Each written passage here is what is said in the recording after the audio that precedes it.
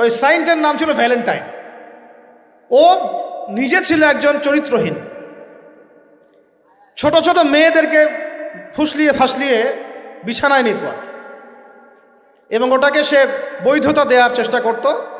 ওদের জেনারেশন, ওদের প্রজন্ম তো এরকমই, দেখেন না আপনারা পশ্চিমে, ওদের ওখানে, ওদের তো ফ্রি সেক্সের দেশ। কি বলে? ফ্রি সেক্সের দেশ, মানে যে যার সাথে ইচ্ছা সেক্স করতে পারে। এখানে বৈবাহিক সম্পর্ক করে সেক্স করতে হবে জরুরি না। ওখানে যে যা, এটা বাক স্বাধীনতা, ওদের ব্যক্তি স্বাধীনতা। ইচ্ছা হইলে একজন মদ খাইলেও গিয়ে রাত কাটাইলো, কোনো সমস্যা নাই। ইচ্ছা হইলে একটা ছেলের সাথে রাত কাটাইলো, কোনো সমস্যা নাই। নাউযুবিল্লাহ। ইচ্ছা হইলে একটা হিজড়ার সাথে রাত কাটায়, কোনো সমস্যা নাই।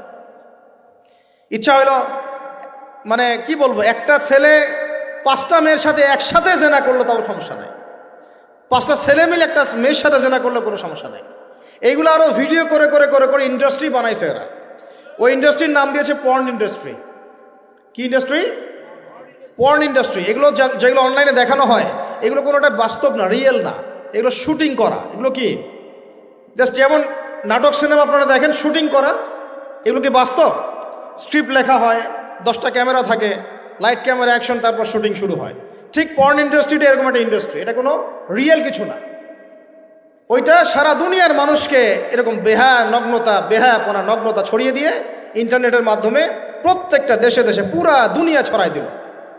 এই হলো এই সভ্যতা। ওই সভ্যতার এই ছিল সাইন্ট বলা হয়, মানে সেইন্ট, ধর্মযাজক। জেনা করতো, এর বৈধতা দেওয়ার চেষ্টা করত। তো ওই সময়ে যে রাষ্ট্রপ্রধান ছিল, ওর নাম সম্ভবত ক্ল্যাডিয়াস না কি জানি হবে, আমার মনে নাই, অনেকদিন আগের পর। মেবি দ্বিতীয় ক্ল্যাডিয়াস হতে পারে, নামটা ভুলও হতে পারে, দেখে নিয়েন চেক করে। এ আবার ছিল একটু সৎ। এ দেখছে না, এগুলো তো চলবে না, এরকম ধর্মের নাম দিয়ে আপনি মেয়েদের সাথে এরকম করবেন, কি বলে, নষ্টামি করবেন, এগুলো চলবে না। ওকে ধরে জেলখানায় ঢুকাইছে। জেলখানায় ঢুকানোর পরে একজন কারারক্ষী আছে, ওই কারারক্ষীর মেয়ে আবার অন্ধ, আর এ সাইন্ট আবার চিকিৎসকও ছিল, সে আবার ট্রিটমেন্টও করত, চিকিৎসকও ছিল। তো সে চিকিৎসা করে করে ওই মেয়েটার চোখ কিছুটা ভালো করে দেয়। পরে ওই মেয়ের সাথেও আবার জেনায় লিপ্ত হয়। এরপরে একে ফাঁসি দেওয়া হয়। এরও প্রায় 200 বছর পরে, 400 মনে হয় 90 সাল কি 93 সালের দিকে এসে ওই পরের জেনারেশনের কোনো এক রাজা, ওর নামও ভুলে গেছেন, এগুলো মনে রাখতেও চাই না, আসলে মনে রাখার বিষয়ও নয়। সে এসে ওই দিবসটাকে চালু করলো যে সে একটা খুব বড় মস্ত প্রেমিক ছিল, মহাপুরুষ ছিল, মহাপ্রেমিক ছিল, তাকে স্মরণ করে রাখা উচিত, স্মরণীয় করে রাখা উচিত। ওই সময় থেকে যে 14 ফেব্রুয়ারি ভ্যালেন্টাইন্স ডে চালু হয়েছে। এরপরে ইউরোপের মধ্যে, শোনেন, ইউরোপের মধ্যে কয়েকটা দেশ ছাড়া কেউই এটাকে গ্রহণ করে নাই। ইতালিতে এই ঘটনাটা ঘটছে, স্বয়ং ফ্রান্সও এটা অনেক সময় গ্রহণ করে নাই। ফ্রান্সে 1779 সালের দিকে, 1779 সালের দিকে ফ্রান্স সরকার এটাকে নিষিদ্ধ করছিল। ওরাই মানে নাই, অস্ট্রিয়া হাঙ্গেরি মানে নাই, জার্মানি মানে নাই। এরা বলছে এইসব নষ্টামি আবার দিবস পালন করার কি আছে। ওরা কিন্তু মুসলিম ছিল না, অমুসলিম, তারাই মানে নাই। তারপরে মধ্যপ্রাচ্যের অনেক কান্ট্রি তো মানেই নাই, পাকিস্তানও মানে নাই, ইন্দোনেশিয়াও এটা হারাম ব্যান করছে, অনেক কান্ট্রি এটাকে ব্যান করে দিয়েছে। শুধু 2টা কান্ট্রির কথা বলবো। কয়টা বলেন? 2টা কান্ট্রি, যে 2টা কান্ট্রি ফিলিস্তিনে ইসরায়েলের পক্ষে কাজ করেছে।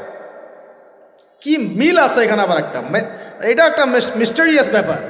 যেই 2টা দেশের প্রত্যক্ষ তত্ত্বাবধানে ফিলিস্তিনের ভূখণ্ডে ইসরায়েলের মতো জারজ রাষ্ট্রের জন্ম হয়েছে, এখনও সাহায্য সহযোগিতা পেট্রোনাইজ করে যাচ্ছে, ওই 2টা রাষ্ট্র এটাকে জিয়ে রাখছে। একটা নাম ব্রিটেন, ওই যে আপনারা লন্ডন যেতে চান যেখানে, আরেকটার নাম হচ্ছে আমেরিকা। শুধুমাত্র ব্রিটেনই প্রতি বছর প্রায় 100 কোটি পাউন্ড খরচ করে এই দিবসটাকে জিয়ে রাখার জন্য এবং সারা বিশ্বটাকে ছড়ায় দেওয়ার জন্য। আর কত শুনবেন, এগুলো বলতে থাকলে এগুলো নিয়েই রাত পার করা যায়। মূল কথাটা হচ্ছে, এটা আসলো পশ্চিমা সভ্যতা থেকে, কিন্তু পশ্চিমা সভ্যতার অনেক বড় বড় রাষ্ট্র এটা গ্রহণ করে নাই, গ্রহণ করে নিয়েছে তোমরা যুবক ছেলেরা, যুবতী মেয়েরা গ্রহণ করলা, তোমরা যারা মুসলিম কান্ট্রির ছেলে মেয়েরা গ্রহণ করলা, তোমরা যারা আল্লাহ তোমাদেরকে মুসলিম পরিবারে জন্ম নেওয়ার তৌফিক দিয়েছিলেন। গ্রহণ করলো কারা? যারা উম্মতে মুহাম্মাদি বলে দাবি করে। চিন্তা করা যায়। আর বাংলাদেশে, সুবহানাল্লাহ, বাংলাদেশে এটা কিন্তু ছিল না। 1993 সালের আগ পর্যন্ত এটা ছিল না। কত সাল বলেন? 1993 সালের আগ পর্যন্ত বাংলাদেশে এটা চালু হয় নাই। আপনারা হিস্ট্রি ঘাটেন, পড়েন, কবে থেকে এটা শুরু হলো। 1993 সালে ওই সময় একটা পত্রিকা ছিল, সম্ভবত তার নাম জায়দিন, নাম শুনছেন? ওর একটা সম্পাদক ছিল, তার নাম হচ্ছে শফিক রহমান। কি রহমান? অনলাইনে ঘাটেন, দেখেন পাবেন।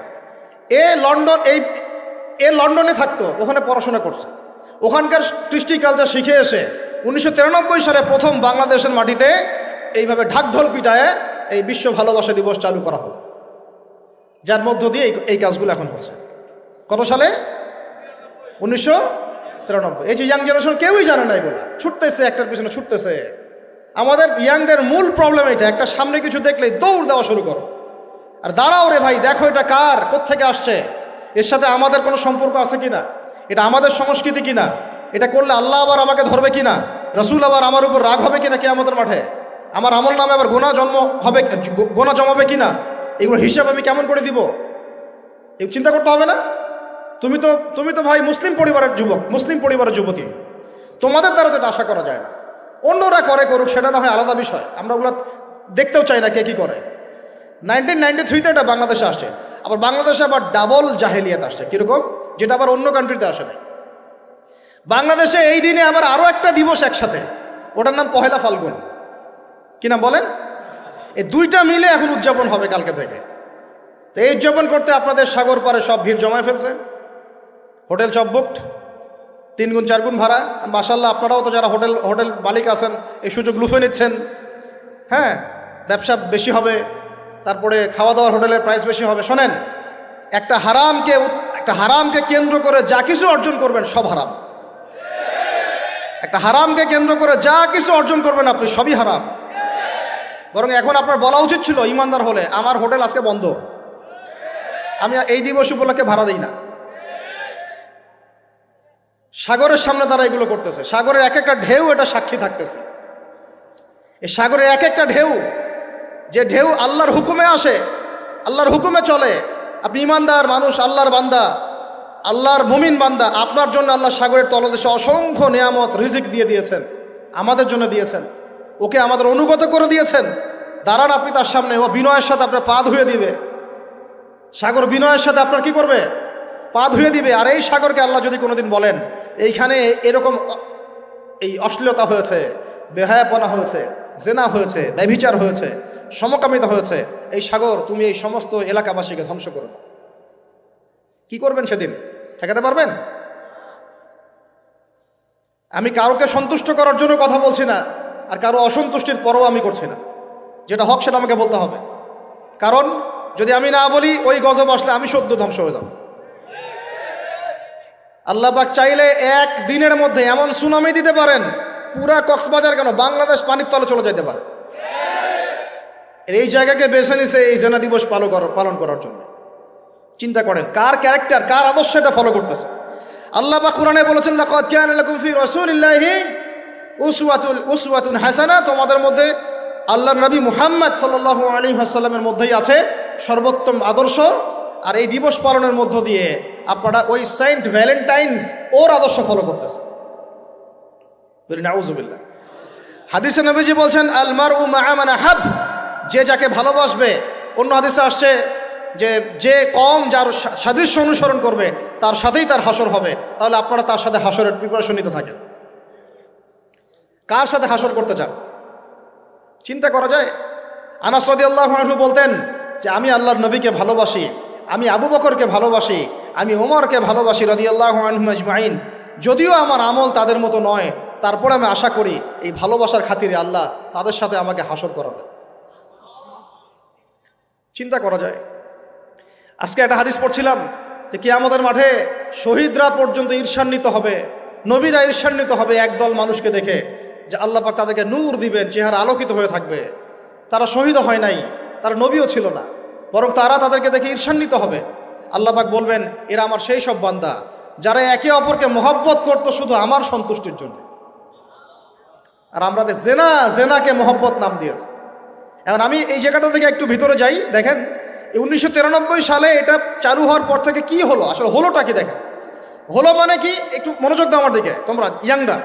যখন এটা লাইসেন্স পেয়ে গেল, পৃষ্ঠপোষকতা পাচ্ছে, তখন আসলে হচ্ছেটা কি? একটা জিনিস লাইসেন্স ছিল না, পৃষ্ঠপোষকতা ছিল না, মানুষ অল্প কিছু মানুষ করতো, সেটা আলাদা বিষয়। আর যখন একটা বিষয় মানে আপনি ঢাকঢোল পিটায়ে উদযাপন করতেছেন, তখন এটা একটা কি পেয়ে যায়, একটা আনুষ্ঠানিকতা পেয়ে যায়, একটা লিগালাইজড হয়ে যায় জিনিসটা। মনে হয় যে ওটাই মনে হয় করণীয়, ওটা যারা করছে না ওরাই মনে হয় ব্যাকডেটেড, এমন হয়ে যায় বিষয়টা। হলো কি তারপরে হলো ছেলে মেয়েদের ফ্রি একটা মিক্সিং শুরু হয়ে গেল। ছেলে মেয়ে মানে আল্লাহ পাক যে বলেছেন যে তোমরা দৃষ্টি নিচু করো, এটা যে কোরআনে আছে যে একটা গায়রে মাহরামের দিকে চোখ পড়লে যদি খারাপ চিন্তা চলে আসে চোখটা কি করো, নিচু করো, ছেলে হোক মেয়ে হোক। এই আয়াত কোরআনেই পড়ে থাকলো, চক্ষু নিচু করা তো দূরের কথা, চোখে চোখ রেখে এখন কিস করতেছে মনে করেন বিষয়টা, তাই না? কথা কি বুঝতে পারেন? আল্লাহ পাক কোরআনে বলছেন, আমি শর্ট করে বলতেছি যেটা আপনাদের টাইমটাও মানে একটা ফ্যাক্ট, আপনার বাসায় গিয়ে পড়ে দেখবেন। আল্লাহ পাক কোরআনে বলেছেন ওয়ালা তাকরাবা হাযিহিশ শাজারা, একটু বোঝার চেষ্টা করেন। এই কথাটা আল্লাহ পাক বলেছেন আমাদের পিতা এবং মাতাকে, আদম আলাইহিস সালাম এবং হাওয়া আলাইহিস সালামকে। দেখো তোমরা জান্নাতের সব জায়গায় ঘোরো, খাও, কোনো সমস্যা নাই।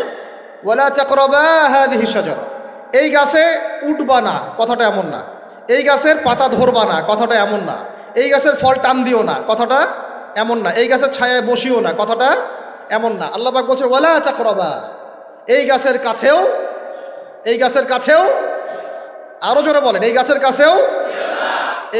কাছেও যেও না। ফল খাওয়া তো দূরের কথা, গাছে উঠা তো দূরের কথা, গাছের নিচে বসা তো দূরের কথা, কাছেও সেম কথা আল্লাহ পাক সূরা বনী ইসরাঈলের মধ্যে বলছেন ওয়ালা তাকরাবুজ জিনা, তোমরা জেনার কাছেও। বলা হয় নাই যে তুমি দেখা সাক্ষাৎ করো না, ভ্যালেন্টাইন্স ডে পালন করো না তথাকথিত, তুমি ওর হাত ধরো না, তুমি ওর দিকে খারাপ নজরে তাকিও না, তুমি সব করো কিন্তু মানে বিশেষ কাজটা করো না, তার সাথে অন্তরঙ্গ মিলিত হয়েও না, এগুলো বলা হয়নি। কি বলা হচ্ছে? ওর কাছেও। আর আমরা এখন কাছে যেও না আল্লাহ কোরআনে বলেছেন, আর সমাজ বলতেছে এটাই হলো কাছে আসার গল্প। এটা কি কাছে আসার? তাহলে কোরআন একদিকে যাচ্ছে, সুন্নাহ একদিকে যাচ্ছে, আপনার ইসলাম একদিকে যাচ্ছে, আল্লাহ একদিকে, রাসূল একদিকে, সমাজ। তাহলে নিঃসন্দেহে এই সমাজের উপর আল্লাহর বরকত নাজিল হবে, আল্লাহর রহমত আসবে। এটা বোঝার চেষ্টা করেন। এরপরে কি হলো 93-এর পর থেকে ফ্রি মিক্সিং বেড়ে গেল। এখন দিবস পালন, আপনি তো পরিবারের পিতামাতাও মেনে নিচ্ছে যে আরে এটা তো ছেলেমেয়েরা এখন করেই, সমস্যা কি? ফ্রি মিক্সিং বেড়ে গেল, ফ্রি মিক্সিং বাড়া মানে জেনা বাড়া, এখন অবৈধ সম্পর্ক বেড়ে গেল। কেউ এটাকে জেনা মনেই করবে না। 500 টাকা 1000 টাকা দিয়ে জেনা করা যায় এক রাতের জন্য। জেনা হয়ে গেল সহজ, একদম সহজ, যেই জেনার কারণে সমাজে এমন মহামারী নেমে আসে, এমন রোগ নেমে আসে যেটা আগে কখনো ছিল না। করোনা তো কিছুই না, দেখেন সামনে আরো কি আসতেছে। ওটা তো কিছুই ছিল না, শুধুমাত্র জেনার কারণে, বেহায়াপনার কারণে, সমকামিতার কারণে এবং অশ্লীলতার কারণে আল্লাহ পাকের পক্ষ থেকে এমন এমন রোগ ব্যাধি আসে, বালা মুসিবত আসে, যা আগে কখনো পৃথিবীতে আসে নাই। তা আমাদের সবার প্রস্তুতি গ্রহণ করা উচিত। ভ্যাকসিন বানাইতে থাকেন এখন থেকেই। প্রস্তুতি মানে কি? প্রস্তুতি মানে ভ্যাকসিন। প্রস্তুতি মানে এটা নিবে না যে এগুলো থেকে আমরা দূরে থাকি, তওবা করে ফিরে আসি, এটা ওদের কাছে প্রস্তুতি না। প্রস্তুতি মানে গজব আসুক, দেখা যাবে, ভ্যাকসিন নিব, তখন দেখা যাবে সমুদ্র ঢেউ আসুক, আশ্রয় কেন্দ্র বানাবো, ওখানে গিয়ে থাকবো, দেখা যাবে সুনামি আসলে দেখা যাবে যে এলাকা উঁচু ওই এলাকায় সব মানুষকে গিয়ে রাখবো। আমাদের প্রস্তুতি এইটা না যে আমরা আল্লাহর হারাম থেকে ফিরে আসি, তওবা করি, আল্লাহ বরকত দিবে, রহমত দিবে, মাফ করে দিবে। এটা প্রস্তুতি না আমাদের। এটাই হচ্ছে আমাদের বুদ্ধির অবস্থা। এই বুদ্ধি নিয়ে আমরা দাবি করি আমরা বুদ্ধিজীবী, এই বুদ্ধি নিয়ে আমরা সমাজ চালাই, এই মাথা নিয়ে আমরা সমাজ চালাই। কে টিকতে পারছে? ফেরাউন টিকতে পারছে? নমরুদ টিকতে পারছে? কে টিকতে পারছে পৃথিবীতে? আদ জাতি, সামুদ জাতি, কওমে নূহ, কওমে শুআয়ব, কে টিকতে পারছে? এখনকার 90 যারা ফেরাউন, 90 নমরুদ, 90 আবু জাহেল, এরাও টিকতে পারবে? কোশ্চিন কালো।